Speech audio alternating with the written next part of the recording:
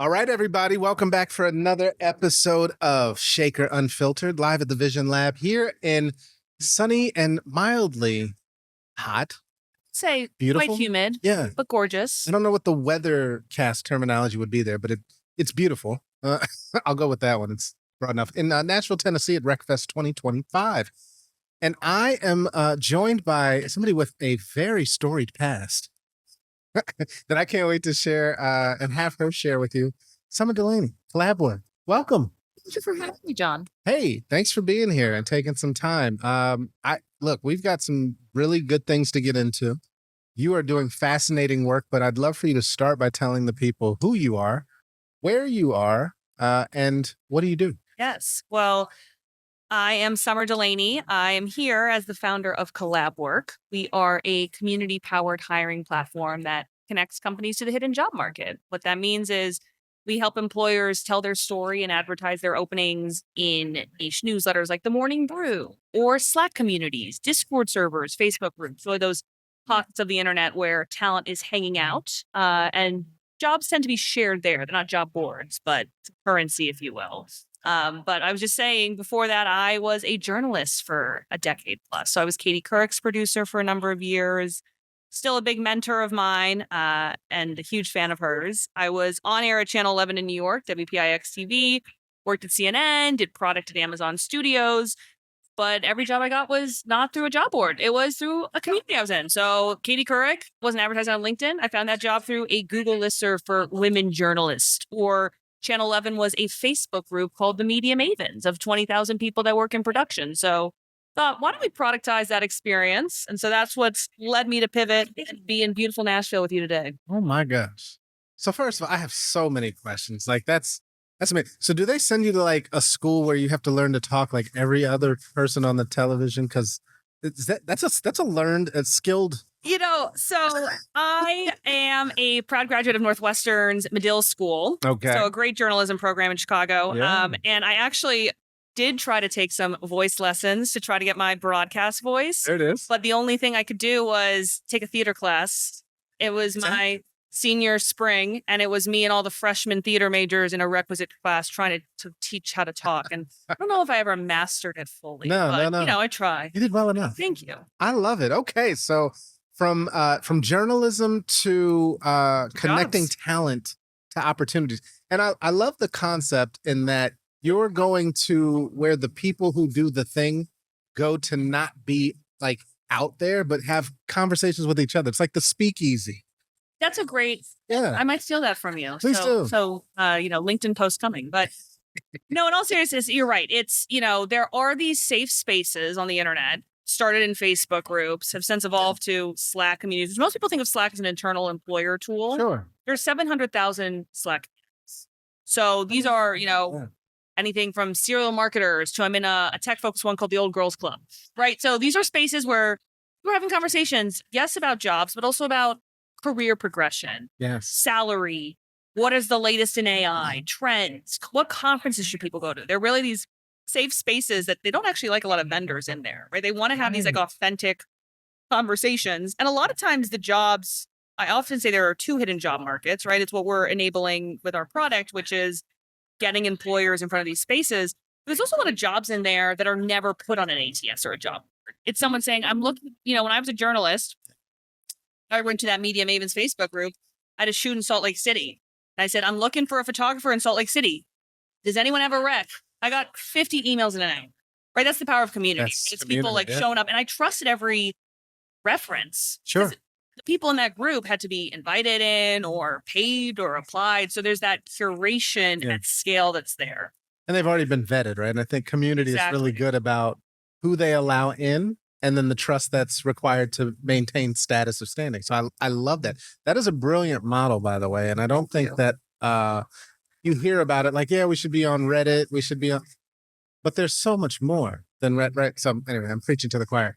So talk to me, what are you seeing in the hidden job market that maybe in the wild, entangled hot mess that is the unhidden job market? What is there a difference? I think we're at this conference and I feel like every booth is bragging about AI, right? It's like AI, this, AI that, and AI has a place, and we use AI in our product, but Sure.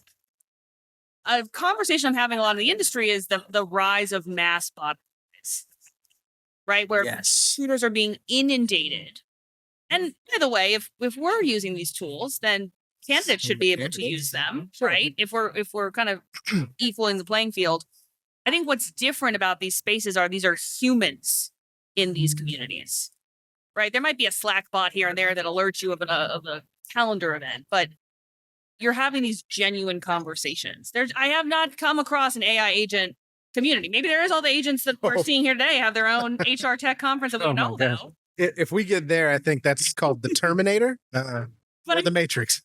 That's that's something that I think what is exciting about kind of these next wave of social media platforms and groups is we're able to congregate with the tools we have online, but we still crave that connection. I think these communities are able to. So I think there's a bit more authenticity. There's a bit more human element for sure in the hidden job market, which I guess at base level, as I try to wrap my mind around this is the best expression of relationship opportunities that come by way of relationships. I mean, it's not what you know, it's who you know. Exactly. But your network's your net worth. That part, yes. So then AI, how do you get is AI a concern in that space, right? Because let me clarify that a bit. So you have the mass deployment of AI bots for applicants, for sifting through from a recruiter side, but in the hidden market, it's really 1-to-1. So you're not.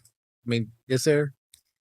Yeah, potential harm? Yeah, I think that it's an interesting question. I think what is happening is a lot of these spaces are having conversations about the use of AI. Like a lot of these groups I'm in are, a lot of times when you're in these spaces, it is candidates or prospective talent that are open to new opportunities and they're having discussions about AI and sure. But I think what makes the hidden job market in the perspective of how employers can reach it is showing up authentically in those spaces, right? Having your jobs, you might not have heard of a company, but you're seeing they're hiring a project manager in your region that you're now more open to clicking on that job and applying for it because it came from a source you trust. From a vetted source. It came from that network. And so I think that, the technology is allowing us to broadcast these jobs, but really the trust is coming from that, if you will. Well, I wonder, is it a red flag if a recruiter shows up in those spaces? So it's been really interesting because that is one of the things that we really strive to balance is a lot of these communities have rituals. They have rules, right? They have engagement. They don't like spammers coming in, and not that recruiters are spammers by any means, but that can be other vendors too, right? Outside of HR. Sure. And I think what, we've been really mindful of and our promise to our partners is we are going to curate these opportunities. We're using AI to do that curation, but learning from, the Morning Brew is one of our biggest partners. Okay. They have, millions of subscribers across a variety of verticals, from the healthcare brew to the retail brew, to the tech brew. We're not putting nursing jobs in the tech brew, right? We're putting jobs that are engineers, product managers, developers. And I think we're learning what jobs are resonating in them based on the conversations that are happening in those spaces. Sure. But we're doing it in a way that doesn't make us feel like we're adding to the noise. We're doing it in a way that's adding value. And so I think that is how we strive to make sure that we're balancing that in a proper way. I think that's thoughtful. I wonder from the data perspective, right? What are you seeing that's helping to drive insights that can actually optimize and or improve the outcomes, which is to get people hired? Yeah. I think that we have to remember, and sometimes we forget with all the tools we have, that hiring is such a personal human decision, right? And there's nothing better than helping someone get a job. Like when you hear that someone heard about your employer brand or applied to this job that they weren't on the market for, and they took them 20,000 more in annual salary, right? That's a really good feeling. It's a great story. And so I think that I forget the question. No, it's fine. So when we talk about the data, right? Oh yeah, Because, data. yeah, you're obviously able to understand this audience Yeah, in ways that I think companies would like be salivating I do. to do. What are you learning that's helping to curate better outcomes? Yeah. So I think, number one, what we are learning is, at a base level, right, we can track which jobs get the most engagement, which jobs actually are being clicked on the most, which jobs people are actually applying to, which jobs people are falling off, right? They're showing intent, Sure. but they're not actually following through. But I think also these conversations we're having these spaces, people are talking about, ways that what they find value in at work, right? What are benefits they're looking for? What are policies? Are they want in person? Are they missing that connection, or do they want remote? Are they working parents? Right? We're in a lot of groups that have working mom channels, and they're talking about the struggles of wanting to have a fulfilling career, but balancing also wanting to be able to do pickup a couple times a week. And so I think having those data and insights as well, it helps show which employers, when that is the cluster of the group, and you see, this group is resonating with these jobs over this job, it can give you some really good insights. I think another thing is, It's gold. again, thinking about, we've worked with customers who, maybe are in the health, I was just having a conversation with a hospital network. They're like, people come to us to apply for their healthcare careers, but I can't get anyone to apply for my finance jobs. People don't consider me as an employer of choice in finance. Or likewise, where, hey, I am in a manufacturing company, but I'm really investing in AI, right? In Sure. workflows. And nobody's thinking, to build their AI career at my company. They're going to a FANG company. And so I think being able to highlight in these spaces, no, you actually are hiring these roles. You could envision a career here. I think it's, a long tail effect, but it does lift that story and gets that brand awareness in a way that, again, feels authentic and resonates. That's amazing. So I guess, what is the size of this market? So here's some quick stats that I've recently learned. I spend half my time at these HR conferences and half my time at creator community newsletter conferences. There's still nearly 2 billion people every month that use Facebook groups. Are you serious? Yeah. I don't know any of those people. Yeah. 2 billion a month 2 billion people use a Facebook month. groups. What? As I mentioned, there are 19 million weekly active Discord servers, 700,000 Slack communities. But I think the stat that really stopped me recently was 90% Americans subscribe to at least one newsletter, and 74% subscribe to 10 plus. Well, the one who does the one, that was intentional. The other 9, they got opted in by somebody. Their data got sold. But yeah, that's fascinating. And so I think that there are, and we're not even talking about WhatsApp and GroupMe and so many different platforms. But Sure. I think that, people are really looking for connection online and finding voices that they trust, right? And that can be, that can be like a major brand, right? That has a 100,000 people following subscribe to their newsletter. Sure. Slack, 150 really qualified people, and they're in there because of the signal. So there are all these pockets. I think, I spend all my day doing this, and we're never going to reach everyone. No. But I think acknowledging that there's a huge opportunity to actually reach people in the attention economy where they're spending time is important. I guess with those kind of numbers, how is it a hidden job market? That's crazy to me. Yeah. That's not a small audience. Yeah. And to your point, I think it's, oftentimes we'll talk to some communities that are marketing at large, but some are product marketing managers, and some work at CPG and Estee Lauder doing beauty, right? Sure. There's so many different flavors of these roles and these requisites we have. And I think it's worth acknowledging that there's a community for everyone. And there are, for the first time, we actually have the tools to reach them. We're never going to reach everyone, but I think for the first time, there are scalable platforms and ways to try to uncover this talent. But to your point, it feels like everybody is there somewhere, but it's also not always people that you're currently being able to engage with, because they're not on a job board, or they're not going to respond to a recruiter in a Gmail message that they don't know, or I don't even know how, but I get, text all the time from, oh, this job is interesting for you. I'm like, how did you get my number? right? And it's like there's a group chat of 10 other random numbers, right? And I think that is the ways people have been trying to, but I don't trust that at all. No. So that is okay. So that makes a lot of sense that there are groups of people that are having conversations about the very things that companies are seeking to hire them for, but they're not doing it in the channels that the companies that are going out into the marketplace prefer to put their message. Yeah. Would that be accurate? Yeah. And maybe they don't have rapport, relationship, credibility, or access to some of the places that you do, which I think makes you extremely valuable. That's amazing.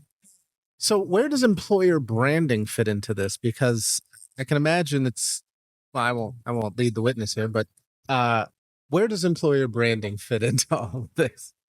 I think it goes back to candidates are really, it's not just going to be a job title that gets them excited. Sure. Right. It's a brand. It's where they spend the vast majority of their time is at work. Right. And I think that a lot of candidates are reevaluating their relationship.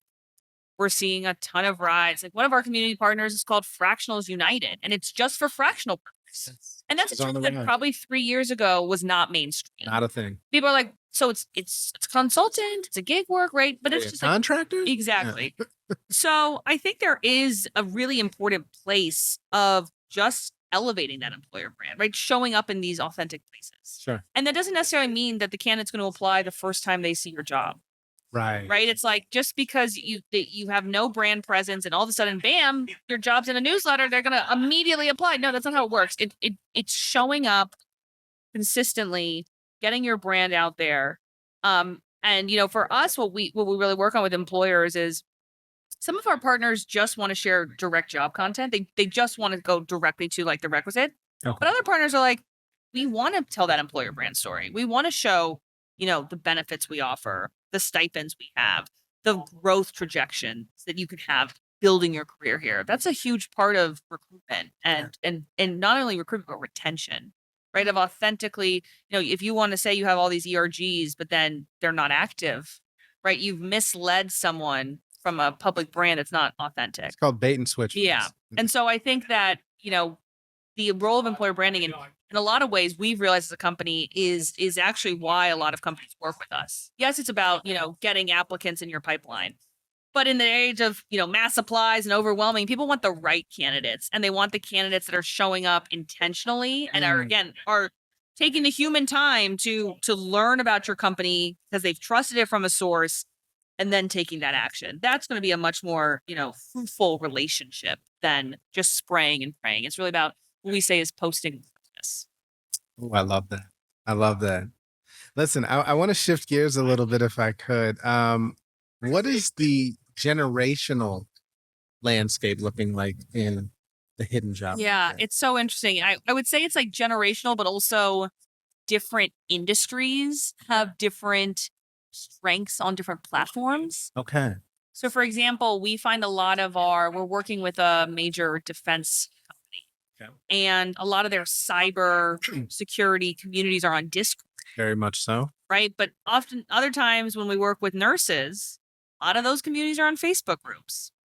Or when we work with, more soft skills like marketing, or people that work at tech companies, a lot of them are in Slack because that's like a tool you use at work. So therefore you're comfortable signing up for a platform. That's all of it. Makes sense. So I'd say there's a little bit of, more than anything by the generational. It's more just like, where do you sit in the course? Okay. And there.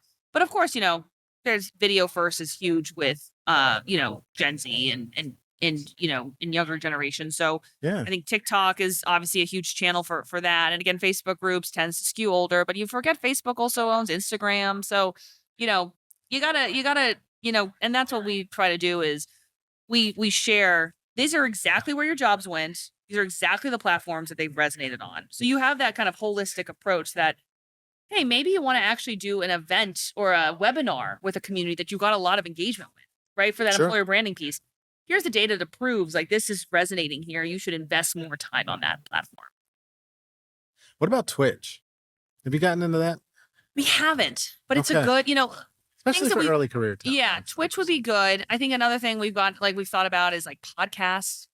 I mean, they're kind That's of where everyone is. everybody's doing. YouTube, right? Like there's a lot of different ways. It's about, trying to authentically pop in the content. But I think Twitch is a good idea for potentially an avenue for us, especially in like sports and gaming, Oh my god. right? Like that's another thing. A lot of our